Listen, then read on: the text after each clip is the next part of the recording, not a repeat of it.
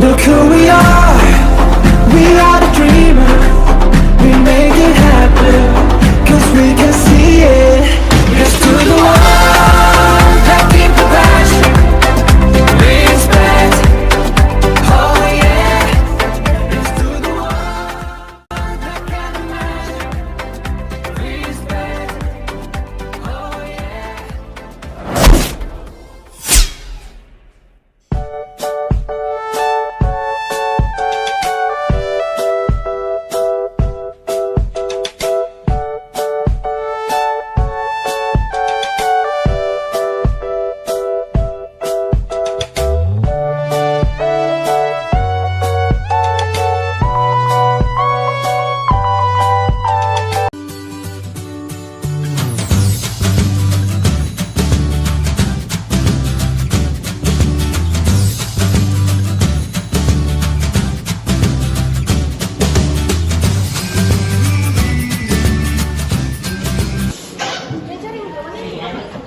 Assalamualaikum warahmatullahi wabarakatuh.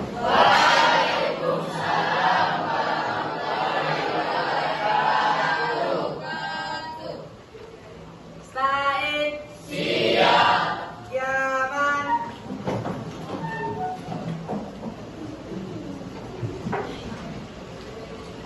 Salaman.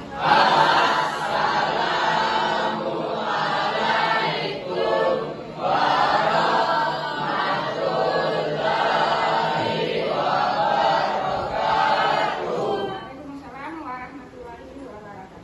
Jurusan doaan.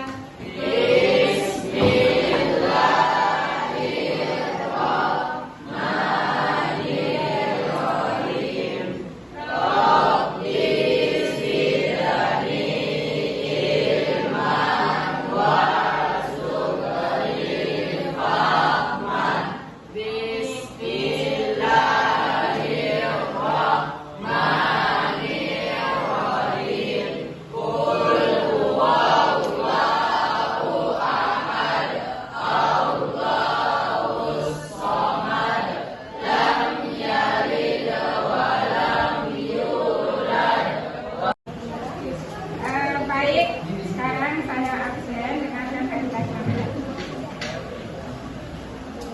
Jeffrey Hadir Ibu. Muhammad Isahil, Hadir Bu. Aswad Ahmad Pak. Hadir Bu.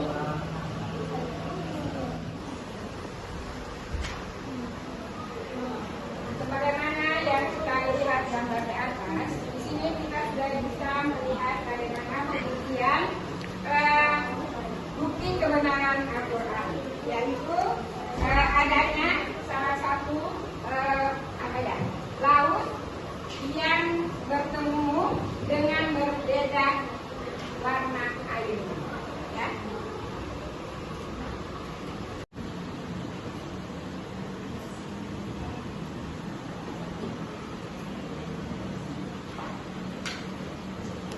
Sebelum kita memasuki materi,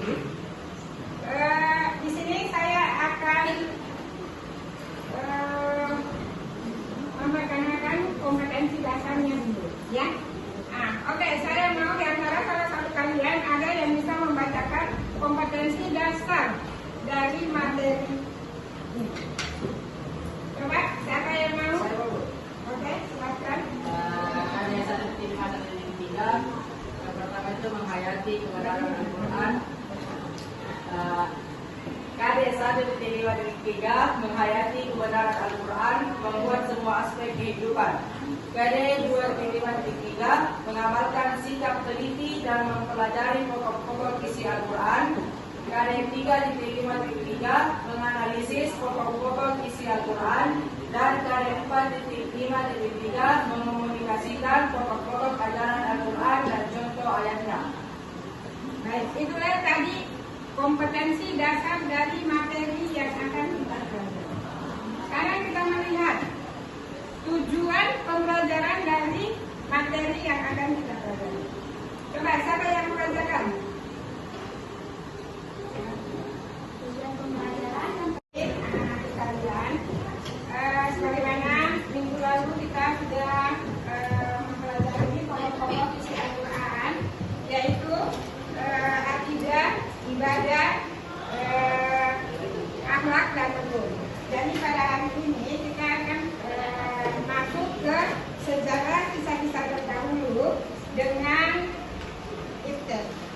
ilmu pengetahuan dan teknologi.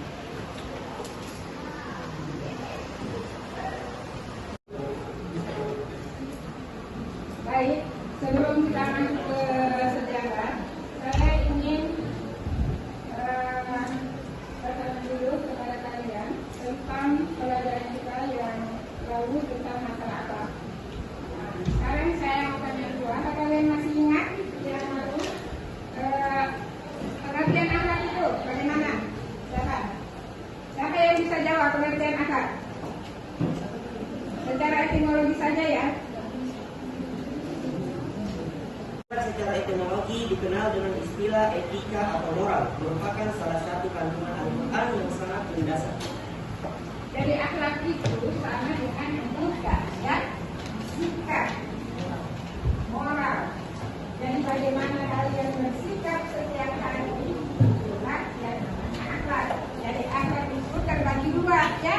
Ada akhlakul qomah dan ada akhlakul mazmumah. Akhlak yang baik dan akhlak yang buruk. Ya kan? Baik, sekarang kita masuk di sejarah kisah umat masa lalu. Nah, jadi di dalam Al-Quran bukan hanya membahas tentang masalah akidah atau masalah keagamaan, ya, tetapi juga membahas tentang sejarah-sejarah umat terdahulu. Tujuannya supaya kita bisa mengambil pelajaran dari kisah-kisah terdahulu. Nah, tentu kalian banyak mengenal kisah-kisah, ya. Nah, antara lain siapa tahu ada kisah apa? Kisah-kisah yang terdahulu. Nabi Isa, Nah, Nabi Musa, Nabi Nabi Ibrahim,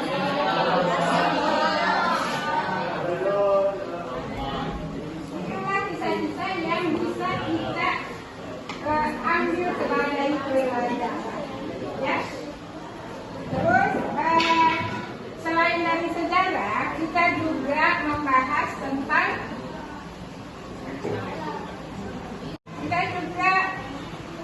Al-Quran juga membahas tentang ilmu pengetahuan dan teknologi, ya. Nah, jadi agama juga mendorong umat manusia supaya menuntut ilmu agar supaya kita bisa menganalisa, ya, kita bisa melihat kebenaran-kebenaran, mendapatkan kebenaran-kebenaran Al-Quran. Karena semua ilmu pengetahuan itu dibahas dalam Al-Quran. Jadi Al-Quran itu sebagai sumber ilmu pengetahuan. Jadi ingat, Al-Quran bukan suatu ilmu, tetapi Al-Quran adalah sumber dari segala ilmu. Dan jadi apapun dibahas dalam Al-Quran. Termasuk ilmu apa? ilmu sains dan teknologi. Ilmu teknologi, ilmu pengetahuan, Fenomena-fenomena alam. Teknologi juga, ya. Bagaimana proses kelahiran manusia Berkaitan dengan masalah sosial, ekonomi, politik. Jadi mulai dari hal-hal yang nyata dari kisah-kisah terdahulu sampai hal-hal yang tadi dibahas dalam Al-Quran. Baik, saya kira ini kita bagi kelompok sebanyak 8, ya, 8 kelompok, boleh dibagi 8 kelompok. Terus masing-masing kelompok membuat tema diskusi.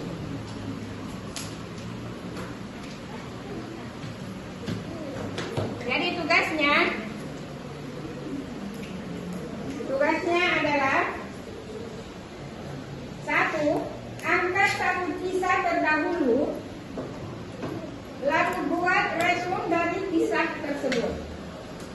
Kalian sudah paham? Tugas kedua, jelaskan penyebab terjadinya kisah tersebut yang kalian angkat. Paham ya? Yang ketiga, pelajaran apa yang dapat diambil dari kisah-kisah terdahulu yang kalian angkat. Ada pertanyaan? Tidak. Ya, silakan. Oke, jadi sekarang kita sudah mulai diskusi. Jadi saya kira supaya diskusinya lancar, kedisiplinan tetap dijaga.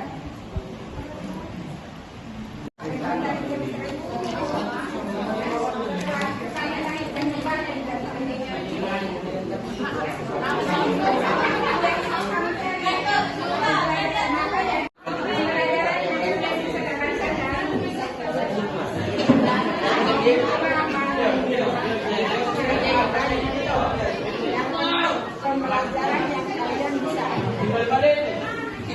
Tadi akan ada kelanjutannya, jadi harus kamu tahu.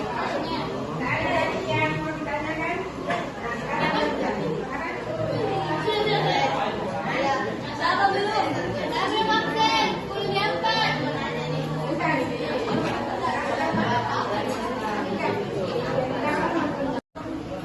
Assalamualaikum warahmatullahi wabarakatuh. Baik, perkenalkan nama saya Raisya Amalia sebagai pembaca materi, dan di samping saya yaitu Andi Nur Salsabila, di samping saya lagi Mutmainah Zahra dan Yumna Haura. Baik, kami mengambil kisah yaitu dakwah Rasulullah secara sembunyi-sembunyi. Strategi dakwah Nabi Muhammad SAW pada tahap awal adalah sembunyi-sembunyi. Hal itu sebagaimana dijelaskan pada surah Al-Mudaththir ayat 1-7 yang menjelaskan, yaitu menunjukkan sebagai pengangkatan beliau menjadi seorang rasul. Nabi Muhammad SAW melakukan dakwah secara sembunyi-sembunyi untuk mengantisipasi guncangan di masyarakat. Beliau memulai dakwah kepada keluarga dan karib kerabatnya. Beliau mengetahui bahwa Quraisy sangat terikat, fanatik, dan kuat mempertahankan keyakinan, yaitu memuja dan menyembah berhala. Maka memulainya dari keluarga terdekat terlebih dahulu. Kisah umat Islam masih sedikit. Nabi Muhammad SAW melarang pengikutnya untuk menyatakan keislamannya secara terbuka. Meskipun demikian, Abu Bakar terus berdakwah mengajak penduduk Mekah untuk masuk Islam. Baik, setelah kita mendengarkan pemaparan dari hasil diskusi dari kelompok 1, sekarang kelompok berikutnya coba dipaparkan hasil diskusi. Assalamualaikum warahmatullahi wabarakatuh. Saya dari kelompok 5 akan mendiskusikan hasil kerja kelompok kami. Pertama-tama saya akan memperkenalkan kelompok saya. Perkenalkan, nama saya Muhammad Rehan. Kedua, Haikal Widianto Agus. Ketiga, Akina Marisa.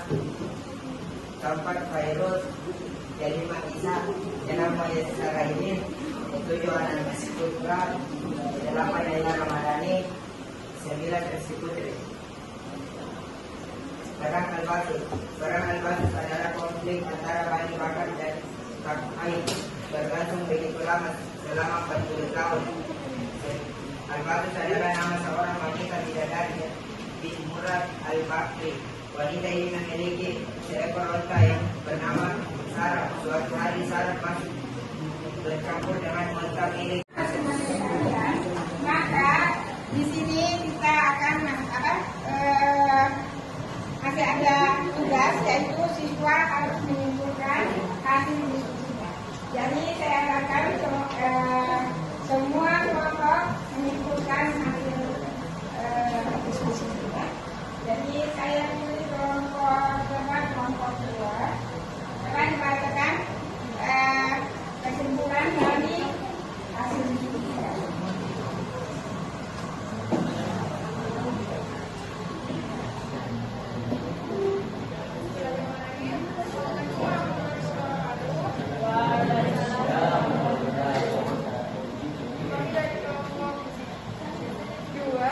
Akan membacakan kesimpulan KPU, yaitu kaum Soros.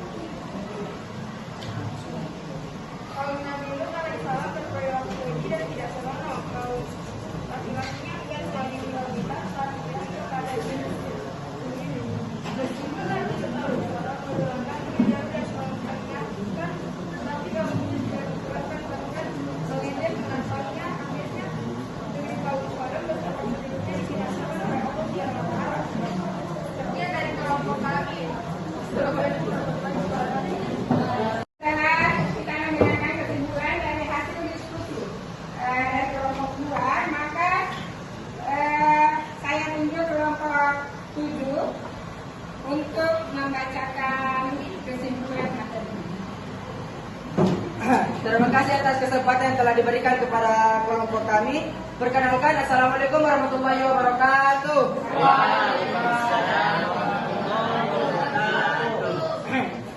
Jadi kesimpulan yang dapat kita kutip dari seluruh kisah yang telah didiskusikan yaitu yang dapat diambil dari kisah Nabi yang terdahulu adalah bahwa dakwah setiap Nabi dan Rasul adalah satu atau sama, yaitu menyuruh atau mengajak umat untuk beribadah kepada Allah Subhanahu wa taala saja, yang sebagaimana kita kenal dengan ajaran dakwah tauhid. Tetapi tidak semudah yang kita bayangkan, karena dalam menjalankan ajaran dakwah tauhid itu banyak mendapatkan cacian dan makian. Maka dari itu kita harus tetap bersabar dalam menjalankan amanah yang telah diberikan kepada kita. Sekian, terima kasih. Wassalamualaikum warahmatullahi wabarakatuh. Waalaikumsalam warahmatullahi wabarakatuh.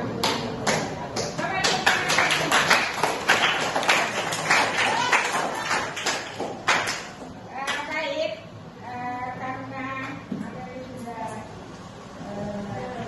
waktu sudah agak habis ya, maka Ibu akan memberikan pemahaman materi, yaitu Al-Quran merupakan kitab yang paling sempurna.